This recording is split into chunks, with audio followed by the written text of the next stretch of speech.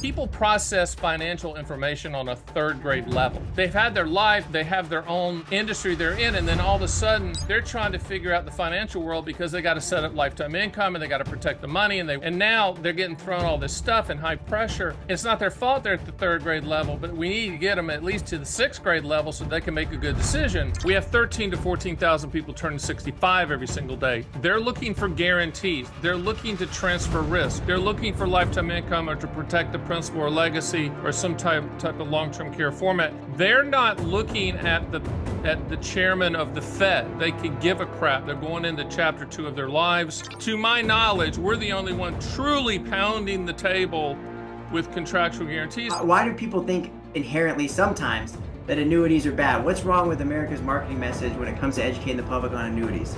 It's the agents. There's a lot of good ones like you. Most of them look at the highest commission product possible and they sell it. They'll hold a seminar, or if someone comes to their office, every single person, they'll try to sell them this product type. There is a new long-term care that's coming out late October 2024 that has some cash indemnity stuff inside of it that's even better, that's going to really flip that long-term care industry upside down. The long-term care industry has not really introduced anything new for a while. Also, too, there's a big problem out there with agents putting too much of people's money in annuities. The National Association of Insurance Commissioners, fixed annuities are regulated at the state level. They recommend no more than 50% of your investable assets, which does not include your house, car, or guitar. It's your investable assets. So don't overfund, because you don't want that agent potentially juicing those numbers to get it through compliance.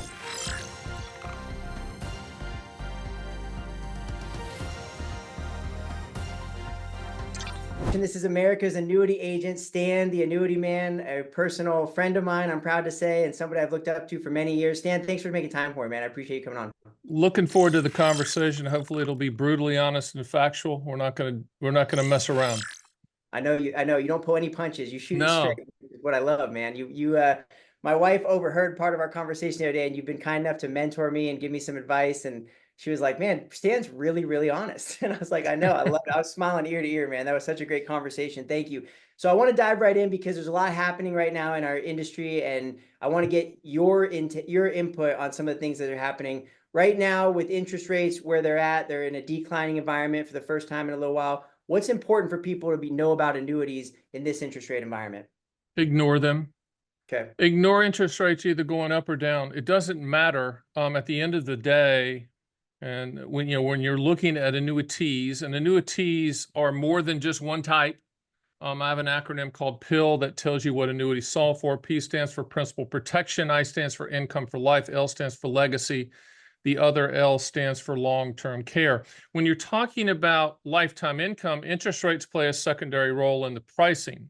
Your life expectancy is the primary driver of the pricing. So when people try to time interest rates or be Gordon Gekko of interest rates, they always ask me, hey, Stan, where do you think interest rates are going to go? If I knew that, I'd be on my Learjet trading interest rate futures, and I would not be talking to you.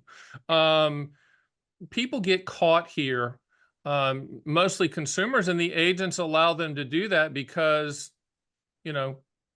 they let them go down the rabbit hole. For instance, like a MYGA, multi-year guarantee annuity, CD annuity is probably the most affected either up or down by an interest rate move, but understand that MYGAs are priced differently than, say, a CD. MYGAs have different pricing arms.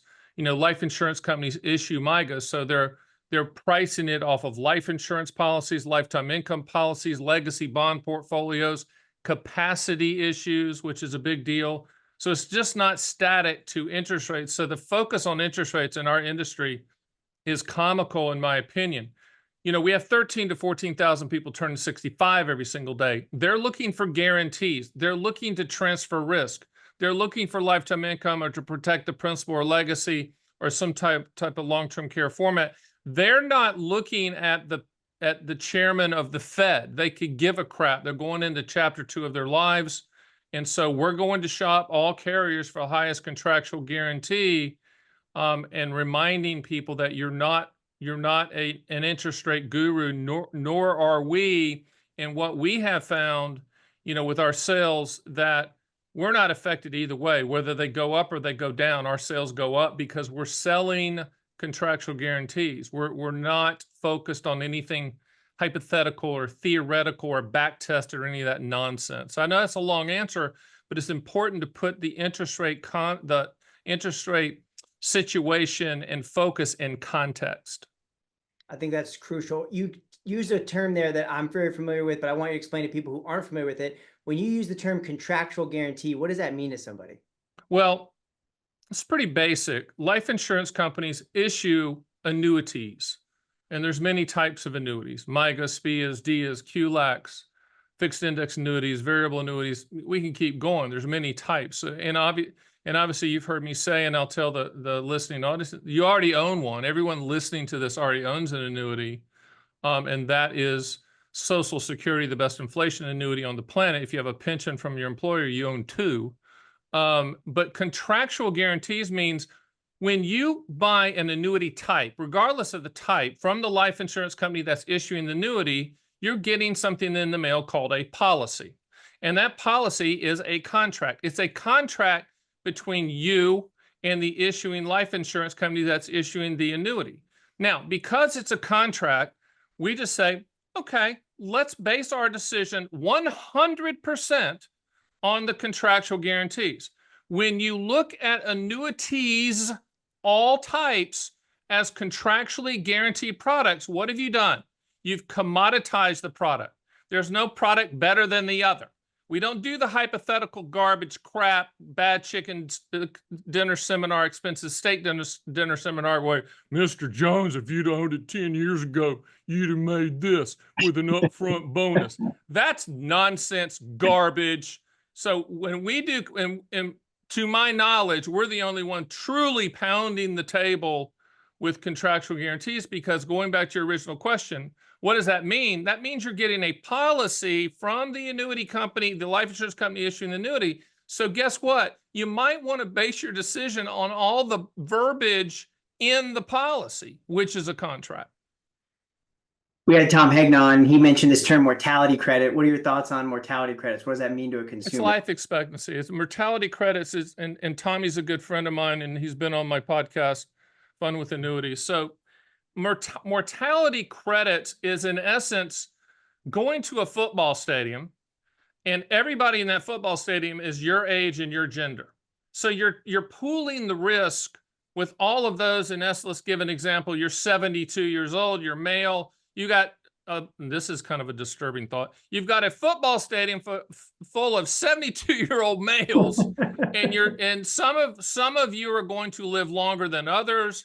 Some of you are not going to live long at all. Some of you are going to go right to the life expectancy table that the life insurance company is issuing for your age, but you're pooling that risk. And mortality credits simply is a way to get a better pricing on life expectancy, because you're pooling that risk with all of the other people. I always tell people, lifetime income is fantastic. There's no return on investment. There's no ROI until you die, because we don't know when you're going to die. You're transferring the risk. People go, well, Stan, I could put it in the market and do better than the lifetime income.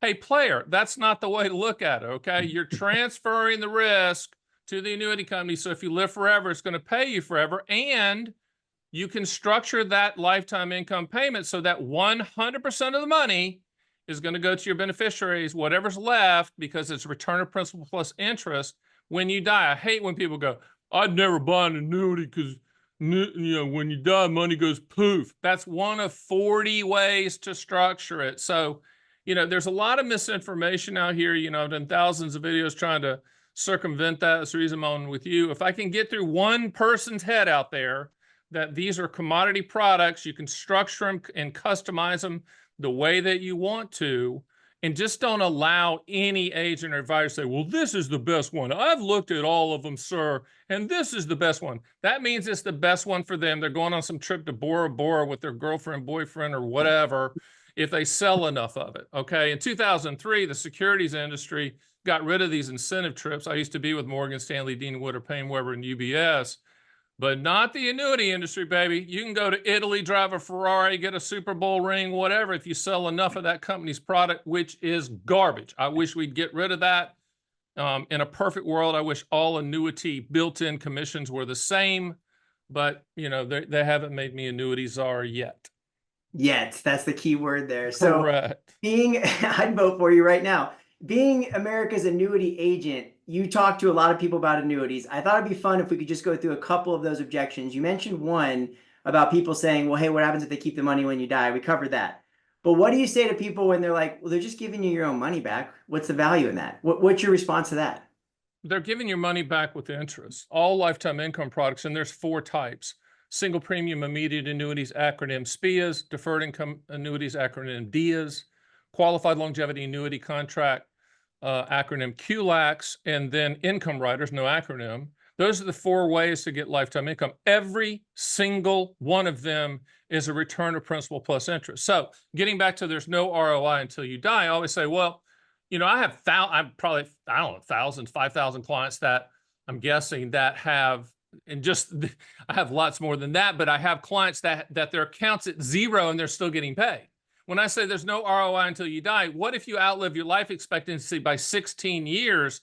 There's 0 in the account and the annuity company's on the hook to pay.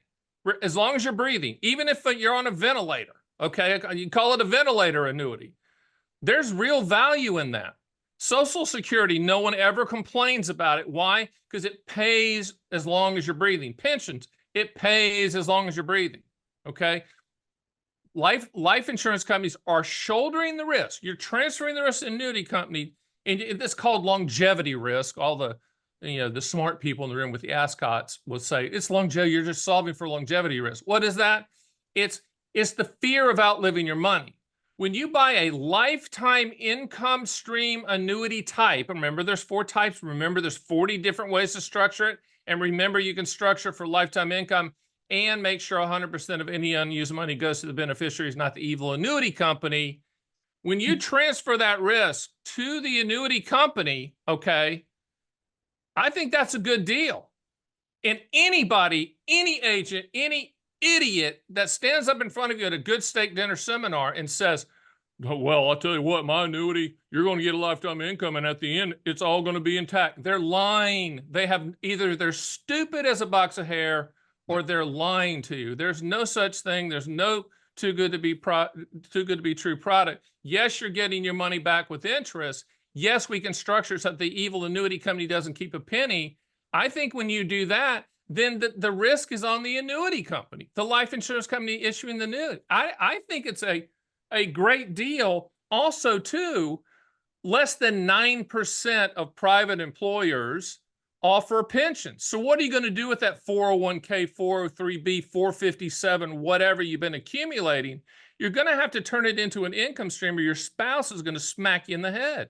Because at chapter 2, I don't call it retirement. Chapter 2, when you pivot, and it's all about you, chapter 2 is all about you, and it's all about your lifestyle, you need what I call an income floor. What's that, Stan? An income floor is Social Security, a pension if you're so fortunate, dividend stocks, rental income, side hustle, lifetime income stream with annuities. Annuities are the only product category that pays for as long as you are breathing.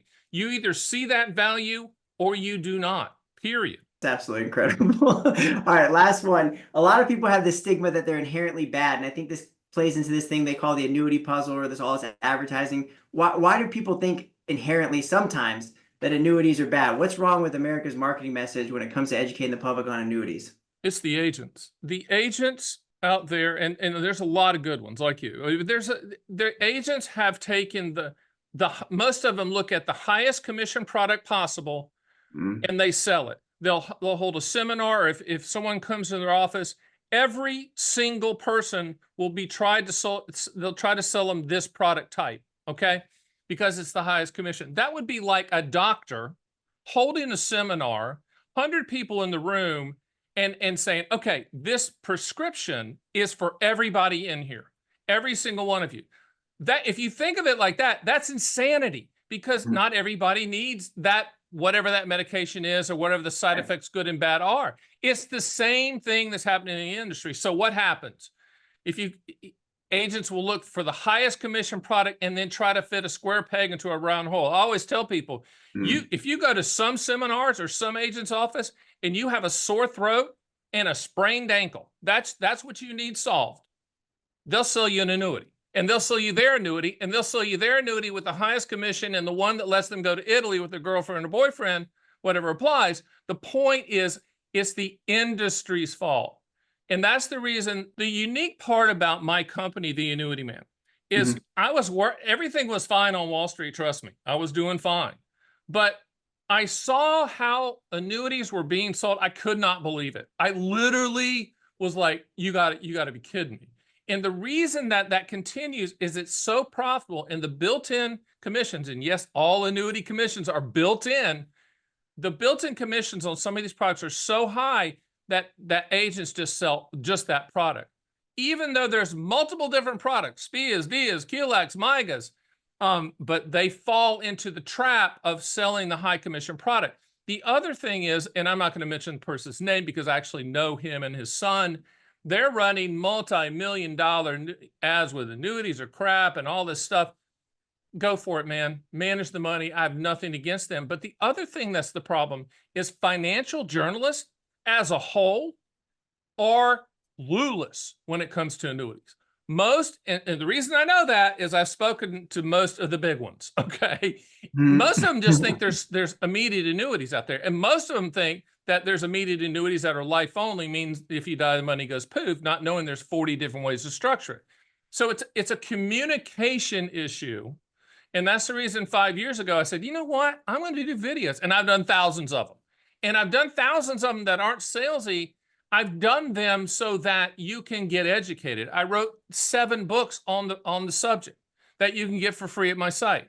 I'm educating people so that they can make informed decisions on their terms and on their time frame. There's never, ever, ever an urgency to buy an annuity, ever. I don't care what anyone tells you. I don't care. Well, you probably need to sign the paperwork now because that upfront bonus is going away. And by the way, the upfront bonus is what I call candy for the stupid. It's like going to a car dealership and buying the car, going up to the car guy and say, you know what? Forget the transmission, everything. Show me the radio. I want to buy the car for the stereo system. That's how stupid upfront bonuses are, okay? So, there's a lot of, the industry plays into it. There's not a lot of coordination between carriers, from the standpoint of messaging. I don't really blame the carriers that much because they cannot control the message that some wacko agent out there is trying to, is saying. They cannot control it, period. Which leads us back to my business model, which is a direct-to-consumer model, which we can control it. We can control exactly what's said about the annuities, good and bad. And by the way, spoiler alert, every single annuity has a limitation and a benefit, has good and bad. And I always tell people, if you're sitting somewhere eating a steak dinner that you would never buy for yourself because it's too expensive, and the pitch sounds too good to be true, it is, without exception. Swallow the food, not the sales pitch. So I think it's advertising from money management people. And by the way, Wall Street, having come from there, hate annuities. Why? Because they can't charge annual fees on them. Okay, they can't wrap them with fees. So they're going to shoot them down. Okay, and then you have the financial press who's kind of controlled by Wall Street. They're uneducated with them. They shoot them down, which leads us now to the industry, which carriers are busy and they're putting out products to attract the consumer, et cetera. And then they can't regulate what the agent is saying. It's just a recipe for messaging disaster, which goes back to the original question to explain contractual guarantees. When you just talk about contractual guarantees, people get it, people understand it, people make decisions on facts, and they're happy, period. Amen. I love it. I always have this saying, if you won't buy the guarantee, you don't buy it. When do you use an index annuity? We first of all, I have nothing against indexed annuities, fixed index annuities. They were developed they were first introduced in 1995 to compete with CD returns. Let me repeat that, to compete with CD returns. They are not market products. They are not securities. So any master of the universe out there saying, hey, market upside with no downside, market participation with principal protection. These are hooligans, man. These are the people that hurt the industry. Index annuities are CD products. In my opinion, if you're going to buy principal protection with a guaranteed yield, buy a MYGA. The way that we use index annuities, if someone says, and we only ask 2 questions to people, this is how simple the business model is. Number 1, what do you want the money to contractually do? Number 2, when do you want those contractual guarantees to start? If you say, I want a reasonable rate of return, goodbye, have a nice day, good luck to you, because that doesn't exist, okay? And that's the pitch on index annuities. Well, sir, it's a reasonable rate of return. If you owned it 10 years ago, you got 7, 8, 9, 12%. BS. I always tell people, if you could get market upside with no downside, that's all Goldman Sachs would buy. That's all JP Morgan would buy. And trust me, they have no index annuities in their portfolio. Okay. This is a consumer problem of people buying the dream and then throw on top of that the upfront bonus. So how we use it is someone asks the question, I need lifetime income and I need it to start 2 years, 5 years, 7 years, 10 years out. At that point, we will quote DIAs, which is deferred income annuity. That's a lifetime income product. We'll quote income riders, but we only use at this point in time, and I'm gonna explain this in a minute. At this point in time, we only use index annuities as an efficient and cost-effective delivery system for the income rider contractual guarantee. If you draw a line down a blank sheet of paper visually, left-hand side is the index side, that's the caps, spreads, participation, dreams, unicorns chasing the butterflies. Ignore that. The right-hand side is the income rider side. And when we only quote for income riders, what have we done? We've commoditized the product.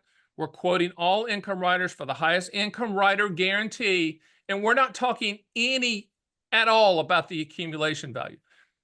And do I have an open mind to listen to carriers, which I've done for the last 2 decades, their index annuity accumulation pitch? Absolutely. We yet to have liked any of them. Why? Because they can change the rules without talking to you or me. They can change the rules on how the index gain is calculated with the caps, the spreads, participation rates. I've done zillions of videos. I've written a book on it. If you want to get the book for free at my site. The point is, those are the levers that limit the upside. And yes, there are limited upside. So right now we use them for the delivery systems for income riders. We never, ever, ever, ever talk about accumulation because we don't like any of the accumulation stories, even though they hit us with it. We're like, and I've seen enough where I can just read it and ask 3 questions and blow it up. But I think they're getting to the point where there's going to be somebody enter the building and show me something that's what I deem pro-consumer from the accumulation value standpoint. And I'm open to that. But at this point in time, we do sell an absolute ton of them, but just with income riders attached for what we call income later. So that's how we use them currently. I love them. When does straight life make sense? You're talking about life insurance? No, straight life annuitization. You're talking about single premium immediate annuities? Yeah, I'm saying if you choose the straight life option, just the life only, when do you guys use that? Okay, so what you're talking about applies to 3 products: single premium immediate annuities, deferred income annuities, qualified longevity annuity contracts. Yeah. Now, let's talk about what the impetus for deferred income annuities and qualified longevity annuities. The granddaddy of them all are called single premium immediate annuities, which were originally introduced in the Roman times as a pension payment for the dutiful Roman soldiers and their families. Annua means payment in Latin. So that's where it comes from. But you can structure immediate annuities 40 different ways: life only, life with a period certain, life with installment refund, life with cash refund. You can do just period certain. There's a myriad of ways to do it. But your question was, why would somebody do a life only annuity? Well, life only typically provides the highest contractual guaranteed payout. Why? Because you're shouldering some of that risk. You're not protecting the principal. It's as long as you live, and then the money goes poof. We don't do a lot of that, but I've done some videos where there are some people that want the highest payout because either they hate their kids and beneficiaries and will leave. They'll be like, you know what, Stan, I hate them. I just want the highest payout. Or they're in a situation where they just want to maximize that asset. There are specific situations, but I would say 97% of the time they're structured it so that some or all of the unused money goes to the beneficiaries because people worked hard for their money. But there are some sociopaths out there that want lifetime income, that where their kids have pissed them off and they're not going to leave anything to them, and they're trying to get the highest payout. When you run quotes on our site, we'll show you life only, life with 10, life with 20, life with installment refund to show you how the carriers price it. So the more risk that you're wanting them to shoulder, the less the payout. Makes total sense. Life only is screw my family, screw beneficiaries, screw legacy, screw estate planning. I just want the highest payout. In most cases, that's what they're thinking.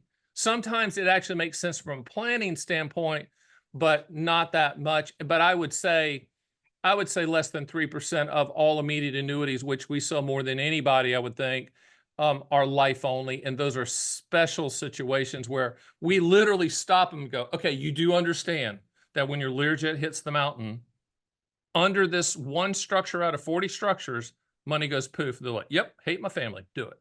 And so that's fine. That's when we use it. Do you do any of the annuities with the long-term care riders? Okay, let's talk about that. It's funny, I was talking to the number one long-term care specialist in the country. First of all, long-term care is Who is that, by the way? Who's number one? Jack Lindenberg, ltcpartner.com. I've had dinner with Jack. He's phenomenal. He's Okay, amazing. so long-term care is a health insurance product. This is another reason the annuity industry has a black eye from misinformation.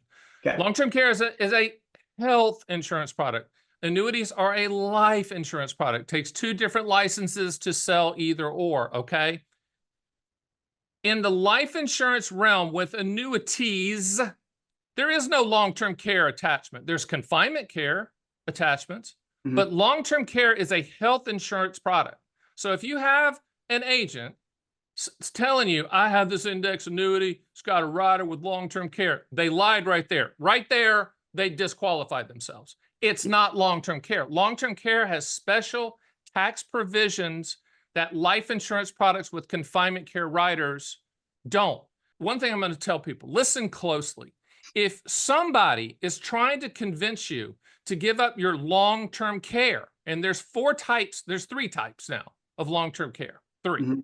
Asset-backed, and then traditional long-term care, but there's two types of asset-backed, okay? Yeah. If someone's trying to convince you to buy their index annuity with the upfront bonus to replace your long-term care, fire him and turn them in. That is financial malpractice. What the index annuity salesperson is talking about is if you can't, in a lot of cases, you can't do 2 of the 6 daily functions of life, that income rider increases. Sometimes it doubles, sometimes it just increases by a factor, but increases. Yeah. I don't want you to listen real closely, everyone out there. That's not a benefit, okay? If you're smoking a carton of Lucky Strikes with no filter every day and drinking a bottle of Jack Daniels every day, first of all, God bless you. You're a player. You're a baller, okay? But if you're doing that, you automatically qualify. And anytime something is guaranteed issued, it's not that good. So what I tell people, if you want to get that as like wearing a belt and suspenders, like your uncle comes to the family reunion wearing a belt and suspender, and you're like, well, that's pretty good, Uncle Chuck, because we don't want to see any of that. I'm glad you got double coverage. All you're doing with the index annuity is when you get sicker, you get your money back quicker. Nothing more, nothing less. It's not this hang your hat benefit, but I am blown away by some of the messaging. You get an upfront bonus, you get market upside with no downside, and you get a long-term care guaranteed benefit rider, guaranteed issue. I'm like, okay, either you're a sociopath agent or the dumbest person I know, period. And maybe a combination of it. But that sales pitch proliferates the annuity space. People just have to understand, with indexed annuities, if the word market's used, you're disqualified. If the word long-term care is used, bang, disqualified. Either one of those, disqualified. And it's really important. Words mean things. You can't Yeah. just throw around the word long-term care. Long-term Right. care is a tax-free benefit. Okay. Income riders on tax index annuities with the confinement care benefit, that's not tax-free because it's not long-term care. So Yeah. that's my long answer to that. But it's an important answer because Yeah. so many agents, I'm going to give them the benefit of the doubt. They just don't know. But a lot of them know. And a lot of them know that long-term care is a buzzword for the 13 or 14,000 people hitting age 65 every single day. Okay. Yeah. Now, let's go back to when it really fit.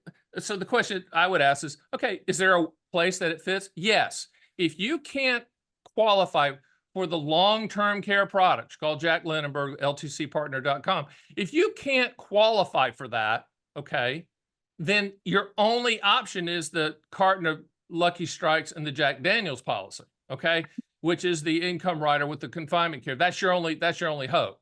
But that's a last resort strategy, period. Sure. Yeah, and just to clarify my question, I was talking about the ones that Jack Lindenberg offers, the asset-based kind of Well, let's care talk about that. So policies. I Yeah. so I blew up that one, which is good. But Jack, the asset base comes in two. There's three types of long-term care. I don't sell it, but Jack does, and it's a specialty, and he's good at it. Yeah. There's the traditional long-term care where, as my mom would say, you just throw money down a rabbit hole and then you never used it. Well, that's okay, but it's great policy, even though you got to get fully underwritten on it. But a lot of people don't like it because premiums go up and there's no value there from the standpoint of cash. So the industry comes up with what's asset-based, meaning that it's either a life insurance chassis underneath with long-term care built in, Right. or annuity, not a life insurance type annuity, a health insurance annuity, long-term care annuity that has long-term care built in. Both of those asset-based policies, and the key word is asset-based, is you're not going to lose a penny. Okay. It's there for you to use, but if your Learjet hits the mountain and you die, then money's going to go to your beneficiary. So there is a new long-term care that's coming out late October 2024 that has some cash indemnity stuff inside of it that's even better. That's going to really flip that long-term care industry upside down. And it's been interesting because the long-term care industry has not really introduced anything new for a while. This will be new, and this is going to be interesting. So I was talking to Jack about it. I said, "Are you ready for this? Because it's going to be a tidal wave, man. Just the stuff that we send him." So those are good. That is true long-term care. I think if you're a consumer out there and you say, if someone's pitching you something that sounds too good to be true, just ask that eager beaver agent, say, "Hey, when I utilize it for the long-term care coverage, is that money coming to me tax-free?" If they answer no, then it's not long-term care. The other thing I'm going to tell people out there, to protect yourself from the sales pitch, Yeah. the only thing that you have that you can do yourself is what I call your statement of understanding, meaning that if it really sounds too good to be true, and you're sitting at that steak dinner seminar and you nudge your spouse and go, "Man, we need to do this." Before you do that, write down exactly what that agent said, exactly how you understand it, to the T. I don't care how many pages it takes. Sign it and date it, flip the page around and have that agent sign the data. Ooh. That pen will weigh 1,000 pounds because what you're going to do, either they're a sociopath and sign it and you got them anyway, or they go, that point there, I need to clarify. Well, if they're having to clarify, then why didn't they clarify at the start, get up and walk out? The point is, there's no urgency to buy annuity contracts. Do your homework, take your time, and make your decision on your terms and your time frame. Anybody that's acting like a hammer looking for a nail, move on. Stan, that's the best advice to give a consumer. I think that applies to life insurance as well. Do you offer life insurance, or do you refer that out as well? No, I do not. I believe that, as Malcolm Gladwell said, if you haven't read his book Tipping Point, he's got a lot of great books out there. He says to be an expert in something, choose it. I don't care if you want to be an expert in toenails or fungus or whatever. It takes 10,000 hours minimum to become an expert. 10,000 hours of study. Okay. I'm Stan the annuity man. I know annuities backwards and forwards, as you can tell. And I still am learning every day, and I'm still trying to learn every day. So I do not pepper life insurance and long-term care and all that stuff. We refer life insurance to a good friend of mine. He's the #1 life insurance person on the planet. His name is Bill Black. He's based out of Winter Park, Florida. His personal friend. He's been at top of the table for, I think, 40 years. Wow. So, when we refer out to monsters that know their business, that are shopping all carriers, that are licensed in all 50 states like we are, that if they didn't sell another thing ever, they don't need the money. Okay. There's no urgency on anyone's end. So, no, they're not doing steak dinner seminars. Oh man. I will say this. My mom goes to 3 or 4 a week. She lives in Florida. And I want to thank all those idiots that keep, bringing her in, and she'll call them up and say, "What's for dessert?" Cause she's from North Carolina. So she's got a lead with dessert, but I'm amazed that process, that strategy still works. But I guess, I don't know. I always tell people, think of the dumbest person on the planet. Like, think of like, close your eyes and think of the dumbest human you've ever talked to. And I'm like, their vote just nullified yours. So why are you watching cable news all the time? I mean, it's one of those things where I guess they're just going after a different subset of people. And it's not people's fault, because people process financial information on a 3rd grade level. They've had their life, they have their own industry they're in, and then all of a sudden they're trying to figure out the financial world because they got to set up lifetime income and they got to protect the money, and they worked and now they're getting thrown all this stuff in high pressure.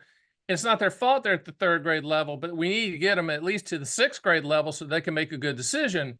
Those are just facts. One of the great magazines out there is American Demographics Magazine. I'm always reading it just to see where everything is. I just think that people rush into these decisions.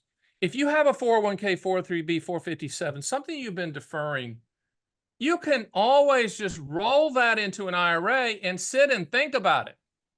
Get 3 or 4% on your money market and go to work and go and start learning. You don't have to make a decision and pull the trigger. You shouldn't. I mean, I always tell people, if you can't explain what's being tried to someone's trying to sell you, if you can't explain that to a 9-year-old, no offense to 9-year-olds, don't buy it. If you just say, "Well, that sounds good, I'm not sure I get all the details, that sounds good," no, don't buy it. Do not buy it. You have to understand it, which leads us back to indexed annuities. I had a guy the other day call up and say, by the way, if you ever want to read a specimen policy, you can get an actual policy before you buy the contract. If anyone ever says they won't send you one, they're not your agent or advisor. So the guy says, yeah, he requested index annuity stuff. So we sent him a specimen policy. He goes, I didn't know, they showed all these math problems. I've never seen math problems with letters in them. I said, that's calculus. Okay. That's advanced math. Okay. So if you can't explain that, then and you can't run those formulas, you probably shouldn't buy it for those cap spreads and participation rates, okay, that the annuity companies can change at their will. Again, I think the annuity companies are going to eventually come up with a pro-consumer product. We're waiting on it. I always tell carriers that say, "Well, our index annuity," I'm like, just stop. But if someone ever shows me one that I truly deem pro-consumer, I can't even imagine how much we'll sell of it, because I'll stamp it, I'll approve it. But boy, they have to jump through a lot of hoops, and nobody's done that yet. What do you think about the those ones they're coming out with now, where they got the rate lock for as long as the surrender charge period? I don't want to get into specifics, Sure, but it's they always have levers, and the ones that are out there now that we don't really do, the ones that give you the option of either doing the index side or the fixed side. yeah. Again, we haven't seen the structure that we like. Yeah, I've been in Sure. the business a long time. I was on Wall Street for a long time. I worked in New York City. Not that that makes you any better, but I've been in it. So I've seen a lot of packaged products in my time. And an index annuity is a packaged product. What's not packaged is the income rider attached to it. That's contractual. Those numbers are real. You can go to the bank with those numbers.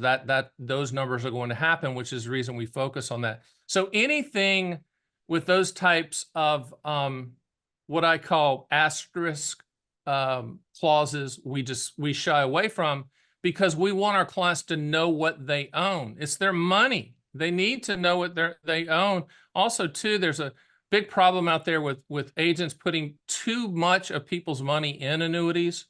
Mm. You really need to be careful with that. The National Association of Insurance Commissioners, annuities, fixed annuities are regulated at the state level. They recommend no more than 50% of your investable assets, which does not include your house, car, or guitar. It's your investable assets. So don't overfund, and check if you want to ask for a copy of the application, because you don't want that agent potentially juicing those numbers to get it through compliance. I'm not saying they do that, but we have seen a handful of cases of that to make sure it's under the 50% rule, but they've bumped up your net worth and it maybe have included your house or your land or something when they shouldn't have. Just be careful. I always tell people, use as little amount of money as possible to solve for the contractual goal you're looking to solve for. Now, on our site, you can do a reverse engineer quote, meaning, okay, Stan, we need income. We need, that income floor you talk about. We need an extra $1,500 per month. Great. Let's solve for $1,500. Well, the next question is going to be 2 years later. What about inflation, Stan? This guy told me his annuity just for inflation. Liar, doesn't do that. There is no such thing.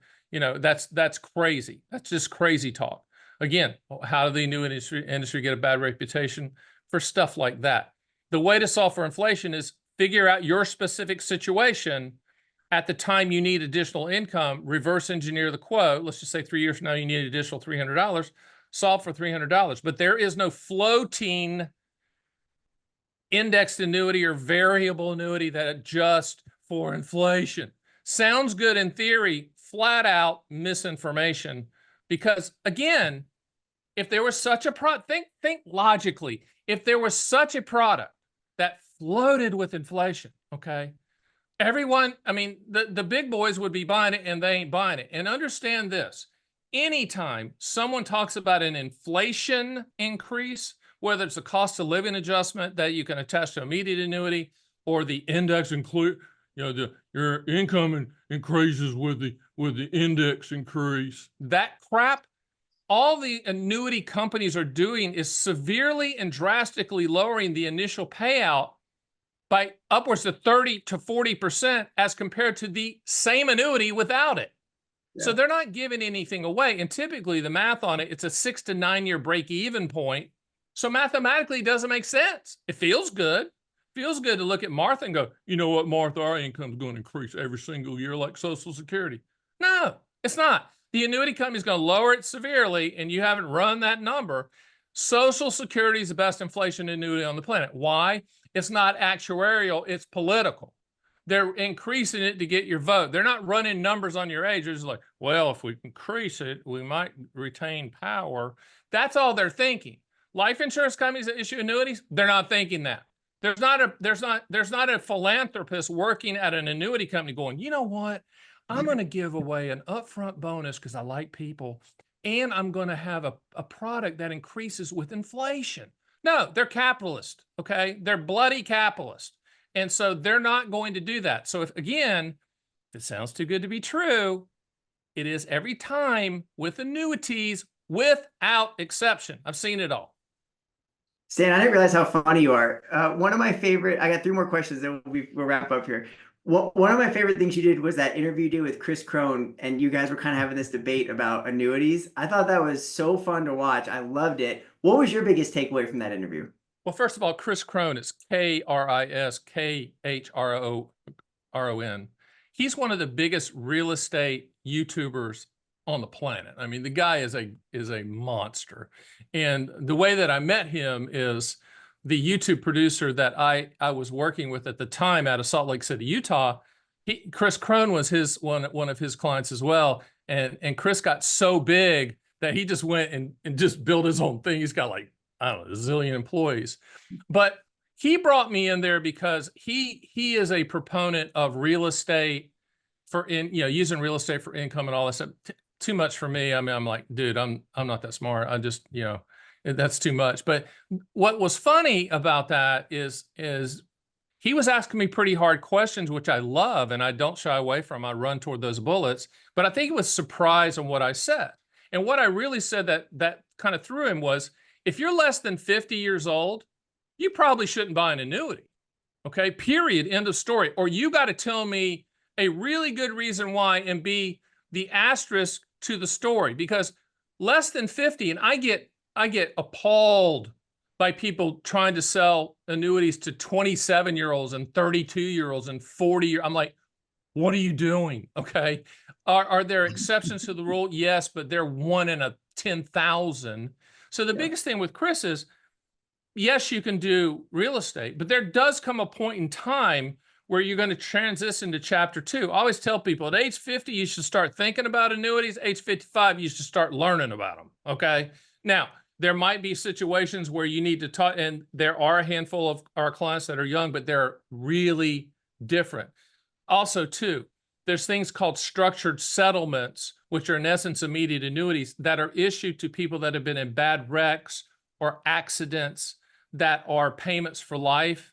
That's a whole subset. That's a whole different thing. For those situations, immediate annuities work because people are handicapped because of the truck accident or whatever, or some type of malfeasance on a company's part, and they're getting paid for life.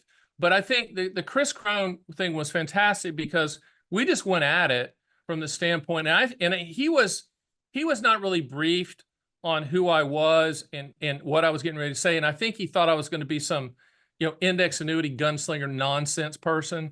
And so when I got in there and I was who I was, which is kind of like him, but taller, it was really good chemistry. And I think that we helped a lot of his people out that's being pitched annuities. But when I said, if you're less than 50, just forget it, I think that really helped a lot of his people, which is great. And by the way, that is a true thing. So. Yeah, I've really mirrored a lot of our alignment and values after things I've heard from you, and I love how aligned we are. I'm so grateful to you. I've learned from you over the years. Who do you learn from? Like when you say you're shopping products, you're looking at things, you're learning every day. Who are the people or industries or organizations that you actually learn from still? Well, at this point, and this isn't just bluster. I mean, I consider myself the expert in this space. So I don't have a lot of people that I talk to, or a lot of people try to get my ear so that they can sell stuff through our system, through our people. But and by the way, I'm the guy. We don't have agents running around. We have an office in Las Vegas, Nevada, which is kind of funny. That's the city of risk, and we sell contractual guarantees. Everybody in that building is licensed, but they're not commissioned. So we don't have the typical model. I'm the agent. So I really don't have anybody that I lean upon. I listen and talk to people like Wade Fallon, Moshe Milevsky, that Michael Finca, Steve Parrish, kind of thought leaders in the space, Christine Benz, Tommy Hegna, that aren't salespeople, they're thinkers, and Jamie Hopkins. I can keep going. Those are the people that I kind of read, but they're not product people. They're more conceptual people. From the standpoint of product, it's really easy for me to look through a flyer or a prospect, or not a prospectus, but the product information. Because by the way, fixed annuities don't have prospectuses, variable annuities do. Well, there's a reason I pivoted right there. The point is, I do my own research, and with my management team. Right now, we have a pretty good system in place where they'll filter stuff for me and then show it to me. I typically can find the flaw in it pretty quickly. But right now, my focus is, I'm a voracious reader. I read everything, whether it's financial or whatever. I'm a writer. I write not only nonfiction, but fiction, but I write nonfiction as well. So I'm doing that. But my focus right now, I'm not going to give away where we're headed, but where we're headed with the annuity man is going to really, really be interesting to see how the industry reacts. Because I'm always thinking about pro-consumer things. I'm also thinking about contrarian. I'm a contrarian. When I first started this, everyone said it wasn't going to work. You had to meet with clients. I'm like, okay.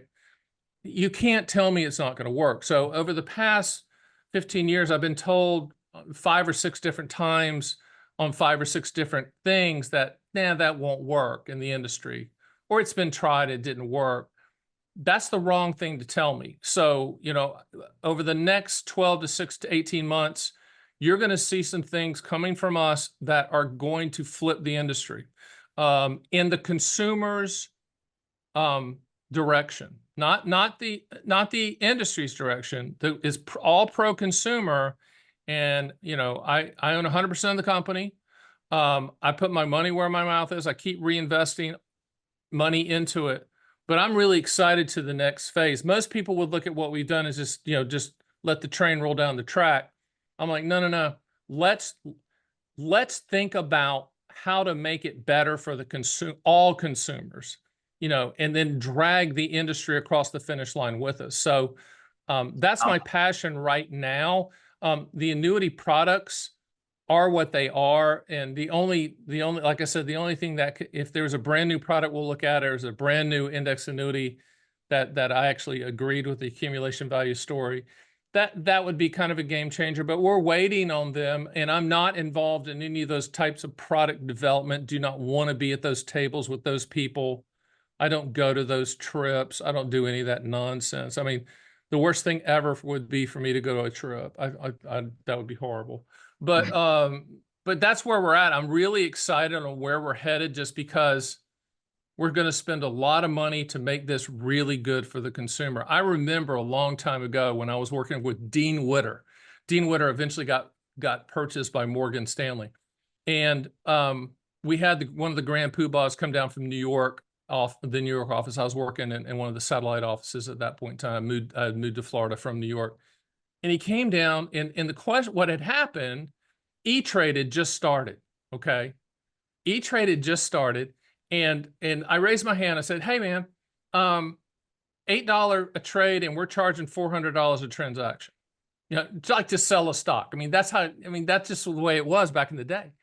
And he goes, "Well, we're really not worried about E-Trade because we don't think it's going to affect our market." I said, "It's going to kill us. Are you kidding me?"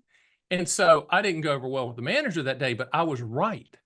And I see things happening in the annuity industry that correlates with that conversation I had with that Dean Witter, executive vice president, way back in the day, that seem eerily similar, where they're saying, "Well, that's just not good. That's not going to happen." Oh yes, it's going to happen.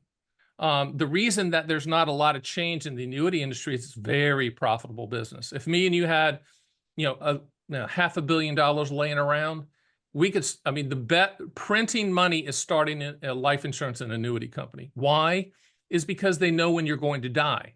That's the reason that property and casualty companies don't have the big buildings, and annuity company, life insurance companies do, is because life insurance companies know when you're going to die. Property and casualty companies don't know when the hurricane's going to hit, period. And that's it. It's a very, very profitable business. And in addition to that, from what I understand, in Washington, D.C., one of the strongest, if not the strongest, lobbying groups on the Hill is the life insurance lobby. So they kind of get what they want, and they're trying not to change because it's very, very profitable.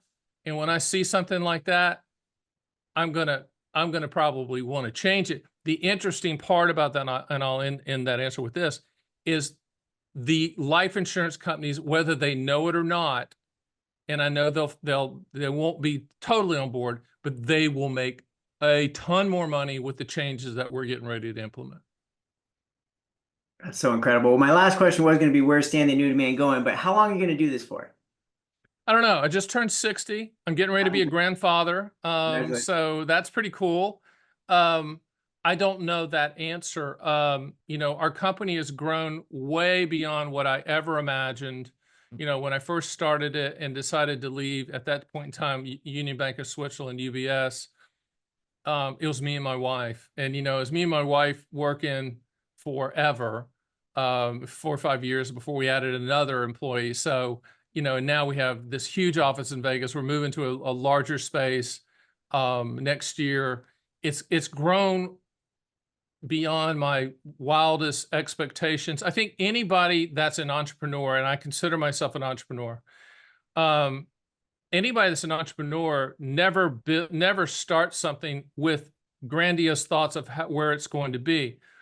What I did is I just saw the messaging problem, which no one was really selling contractual guarantees, and I just pounded it forever. I also 5 years ago was told um, videos aren't going to work for annuities.